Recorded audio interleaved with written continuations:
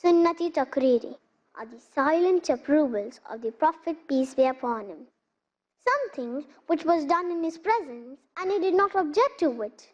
Even this is a type of sunnah, Sunnat Al Takreree. For example, it is mentioned in Sunnah Ibn Dawood, volume number 2, the book of prayer, hadith number 1267.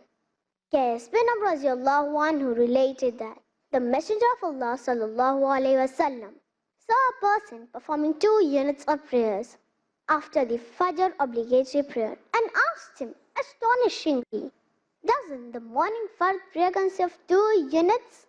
The man replied, "O Rasulullah sallallahu alaihi wasallam, I have not performed the 2 units of prayers before the obligatory prayer. Therefore, I am completing them now." And the Messenger of Allah sallallahu alaihi wasallam remained silent. This narration clarifies that Rasulullah sallallahu alaihi wasallam remained silent and did not object to this reply, and which this Sahabi gave, and hence it becomes Sunnat Al Takreree.